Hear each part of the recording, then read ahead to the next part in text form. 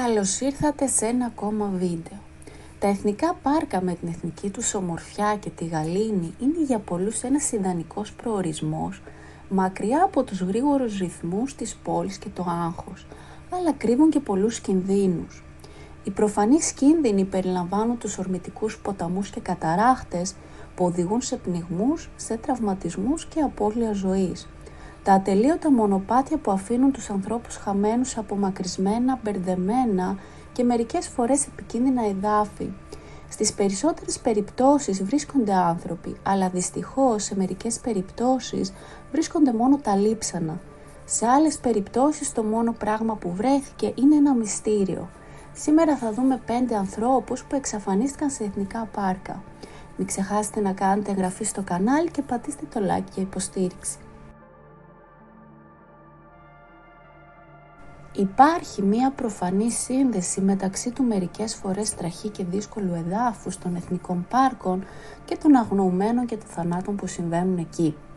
Πολλοί άνθρωποι εισέρχονται στα πάρκα άπειροι απροετοίμαστοι. Ωστόσο, στην εξαφάνιση του Μόργαν Χάιμερ αυτό δεν ήταν η περίπτωση. Στην πραγματικότητα, ο Χάιμερ ήταν υπάλληλος της Tour West, μιας εταιρείας rafting στο ποταμό Κολοράντο. Ο Χάιμερ θεωρούνταν εξαιρετικός κολυμβητής και έμπειρος πεζοπόρος. Ήταν δυνατός και σε καλή κατάσταση και 22 ετών. Την 6η μέρα μιας 8ήμερης εκδρομής, ο Χάιμερ ήταν ο τελευταίος στη σειρά που έφερνε τα ράφτινγκ από το ποταμό. Ο επικεφαλής ξεναγός θυμήθηκε ότι απομακρύνθηκε από τον γκρεμό στο οποίο στεκόταν για να μιλήσει σε ένα μέλος της ομάδας. Όταν επέστρεψε στον Χάιμερ, απλά εξαφανίστηκε. Ο οδηγός ανέφερε ότι ο Χάιμερ ήθελε να κάνει ένα διάλειμμα, οπότε κανείς δεν ανησυχούσε ιδιαίτερα εκείνη την εποχή. Όχι μόνο αυτό, αλλά ήταν σίγουρη για τις ικανότητές του και φορούσε σωσίβιο και γνώριζε το έδαφος. Όταν δεν επέστρεψε στην ομάδα για δείπνο, οι αρχές κλήθηκαν. Έτσι ξεκίνησε μια 6ήμερη αναζήτηση. Η εξαφάνισή του συνέβη στις 2 Ιουνίου του 2015. Κανείς δεν έχει δει τον Μόργαν Χάιμερ από τότε. Ένας άλλος έμπειρος άνθρωπος που απολάμβανε το Grand Canyon ήταν ο 21χρονος φοιτητής του κολεγίου Drake Kramer. Η αγάπη του για τη φύση και την εξερεύνηση περιοχών όπως το Grand Canyon τον όθησε να σπουδάσει γεωλογία στο Πανεπιστήμιο του Τέξας. Η απόφασή του να επισκεφτεί το Φαράγγι δεν θα ήταν έκπληξη για την οικογένεια ή τους φίλους του. Οι περιστάσεις για αυτό το ταξίδι όμως ήταν λίγο πιο απρόσμενες.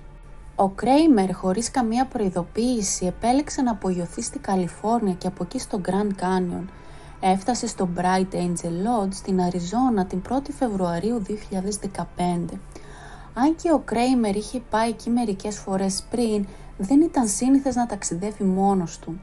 Οι γονείς του τον είχαν δει λίγο πριν στις 29 Ιανουαρίου και είπαν ότι ήταν σε καλή διάθεση. Ακόμη πιο συγκλονιστικό ήταν ένα μήνυμα που έστειλε ο Κρέιμερ στη μητέρα του, εξηγώντας φαινομενικά το λόγο του ταξιδιού του. Είπε στη μητέρα του ότι έπρεπε να επιστρέψει στη μητέρα γη για να ελευθερώσει τη ψυχή του. Εξαιτίας αυτού του μηνύματος, οι αρχές θεωρούσαν την αυτοκτονία ως μια μεγάλη πιθανότητα, αφού άφησε το αυτοκίνητό του στο ξενοδοχείο και ταξίδεψε κατά μήκος του South Rim του Grand Canyon μόνος του. Η οικογένειά του με μεγάλη ελπίδα είδε το μήνυμα ως την ανάγκη του Drake να περάσει χρόνο στη φύση και να κάνει μια μικρή αναζήτηση ψυχής. Το έδαφος του South Rim είναι πολύ αναμειγμένο, οπότε μπορεί να είναι δύσκολο να το διασκήσεις, αλλά είναι πολύ σπάνιο ότι κανένα σημάδι του ή τα λείψανά του θα βρεθεί σε αυτή την περιοχή. Παρόλα αυτά, ούτε το πτώμα του Κρέιμερ ούτε κανένα στοιχείο για το τι του συνέβη ποτέ δεν βρέθηκε. Η Ρούθαν Ρούπερτ έφυγε από το σπίτι της στη Φλόριντα για διακοπές στο Εθνικό Πάρκο Γιοσεμίτι τον Αύγουστο του 2000. Το ταξίδι δεν ήταν ασυνήθιστο για τη Ρούπερτ. Ήταν εξαιρετικά εμπειριορειβάτρια και ταξίδευε συχνά για να φτάσει σε νέα ύψη. Μια από τις αγαπημένες της εμπειρίες ήταν ότι είχε ανέβει στο όρος Κιλιμάντζαρο και το είχε κάνει με παγωμένο πόδι. Καθώς άλλοι άνθρωποι ανησυχούσαν για το έτος 2000, η Ρούπερτ πήγε στην Αργεντινή κορυφή στο Κολοράντο για να υποδεχτεί το νέο έτος. Το ταξίδι στο Ιωσεμίτι θα έπρεπε να ήταν εύκολο για ένα τόσο έμπειρο ορειβάτη. Η Ρούπερτ σχεδίαζε να είναι μέλος μιας ομάδας που θα ταξίδευε 50 χιλιόμετρα στο πάρκο. Ήταν συντετριμμένη όταν ξύπνησε με μια οφθαλμική λίμωξη που την ανάγκασε να χάσει την ομάδα ενώ λάμβανε ιατρική περίθαλψη. Αν και ήταν αναστατωμένη, έπρεπε να σκεφτεί πώς θα περάσει το υπόλοιπο του ταξιδιού της. Νίκησε μια σκηνή στο Curry Village και πήγε για ψώνια. Μετά από αυτό η Ρούπερτ έμοιαζε να εξαφανίζεται.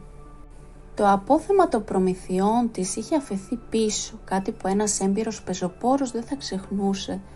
Η οικογένειά της είναι σίγουρο ότι δεν θα τους άφηνε πίσω και δεν είχε πρόθεση να βλάψει τον εαυτό της. Φαίνεται ότι η απουσία του ταξιδιού ήταν το μεγαλύτερο πρόβλημα στη ζωή της Ρούπερτ και σίγουρα δεν ήταν κάτι που θα έφτανε στα άκρα. Μετά από μια επιχείρηση έρευνας και διάσωσης δεν βρέθηκε τίποτα για τη Ρούπερτ. Παραδόξως 8 χρόνια αργότερα το σακίδιο της Ρούπερτ βρέθηκε στο ποταμό Fireplace Creek, κολλημένο σε μια περιοχή με λάσπες. Το Fireplace Creek απέχει σχεδόν 13 χιλιόμετρα από το χωριό Κάρι. Το πώς το σακίδιο της Ρούπερτ κατέληξε εκεί μαζί με το που βρίσκεται παραμένει μυστήριο. Η Στέισι Ανn Άρας ήταν μόλις 14 ετών όταν πήγε σε ξενάγη στο Εθνικό Πάρκο του Ιωσεμίτι στις 25 Ιουλίου 1981. Στο ταξίδι συμμετείχε ο πατέρας της και 6 άλλοι, όλοι υπέβοντας μουλάρια. Η περιοχή είχε αρκετούς καταβλισμούς, όλοι σε απόσταση 1 ή 2 μιλίων ο ένας από τον άλλο. Η ομάδα της Στέισις ήταν στο πιο μακρινό καταβλισμό, στο Sunrise High Sierra.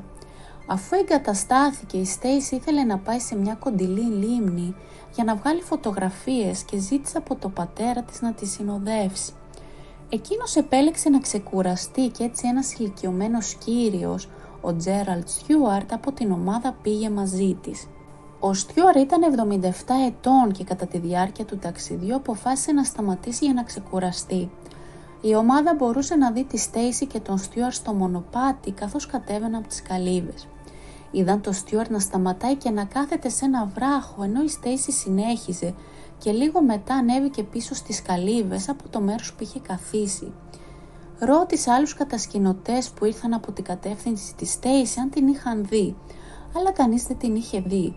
Όταν η ομάδα συνειδητοποίησε ότι η Στέισι δεν ήταν στο μονοπάτι, στη λίμνη ή πίσω μαζί τους, άρχισαν να την ψάχνουν. Μια μαζική ομάδα αναζήτησης ξεκίνησε την επόμενη μέρα. Είχαν 3 ελικόπτερα, 2 ομάδες έρευνας και διάσωσης με σκυλιά και σχεδόν 100 άτομα που έψαχναν το πάρκο. Παρά την άμεση και τεράστια ανταπόκριση στην εξαφάνιση της Στέισις, το μόνο ίχνος της που εντοπίστηκε ποτέ ήταν το καπάκι του φακού της κάμερας. Αν κάποιος της έκανε κακό, ο δράστης ήταν εξαιρετικά προσεκτικός, καθώς δεν βρέθηκε ούτε μία σταγόνα αίματος. Είναι απίθανο μια 14χρονη στο πιο μακρινό μέρος ενός βουνού να έχει απλώς φύγει μόνη της για να μην την ξαναδούν ποτέ. Αν τραυματίστηκε κατά μήκος του μονοπατιού, σίγουρα κάποιος από τους πολλούς ανθρώπους στην περιοχή εκείνη την εποχή ή τις ομάδες αναζήτησα την είχε βρει ή κάτι δικό της. Ως ένθερμος εκκλησιαζόμενος, όταν ο Τζορτζ Πένκα αποφάσισε να επισκεφτεί το Εθνικό Πάρκο Ιωσεμίτι στις 17 Ιουνίου 2011, το έκανε μαζί με άλλους 80 οπαδούς από την εκκλησία του. Ο Πένκα δεν ήταν έμπειρος πεζοπόρος, αλλά βρισκόταν σε μια ευρέως διαδεδομένη περιοχή με τους φίλους του και τους ξεναγούς του. Θα έπρεπε να ήταν μια καλή εμπειρία για όλους τους εμπλεκόμενους. Ωστόσο, κάποια στιγμή ο Πένκα χωρίστηκε από την ομάδα του. Λέγεται ότι δεν αισθάνθηκε καλά και αποφάσισε να γυρίσει πίσω. Αλλά άλλοι είπαν ότι η ομάδα χωρίστηκε σε 2 και κατά τη διάρκεια αυτού του διαχωρισμού ο Πένκα χάθηκε στο χάος. Η τελευταία φορά που κάποιος θυμάται να είδε τον Πένκα ήταν στις 2:40 το απόγευμα. Καθώς οι υπόλοιποι της ομάδας περίμεναν να συναντήσουν τον Πένκα πίσω στο καταβλισμό τους, δεν αναφέρθηκε ως αγνοούμενος μέχρι τις 9 εκείνο το βράδυ. Οι καταράχτες του Ιωσεμίτι που περπατούσαν είναι μια επίπονη πεζοπορία που χαρακτηρίζεται δύσκολη από το ίδιο το πάρκο ως ένα δύσκολο μονοπάτι για τους επισκέπτες. Επίσης έχει υψηλή βαθμολογία στο παράγοντα πλήθους, πράγμα που σημαίνει ότι πολλοί άνθρωποι χρησιμοποιούν αυτό το μονοπάτι. Κανείς εκτός της ομάδας της εκκλησίας δεν θυμάται να τον έχει δει στο μονοπάτι. Κουβαλούσε μία τσάντα με νερό και λίγο φαγητό. Ούτε η τσάντα ούτε το περιεχόμενό της βρέθηκαν ποτέ. Κανένα από τα ρούχα του, το αίμα του ή οποιοδήποτε ίχνος του σώματός του δεν βρέθηκε ποτέ. Αυτό ήταν το σημερινό μας βίντεο. Πείτε μας τη γνώμη σας κάτω στα σχόλια. Τι πιστεύετε ότι συνέβη στα άτομα που εξαφανίστηκαν. Αν σας άρεσε το βίντεο και το βρήκατε ενδιαφέρον, κάντε εγγραφή στο κανάλι, πατήστε το like για υποστήριξη και πατήστε το κουδουνάκι για να μην χάνετε κανένα νέο βίντεο.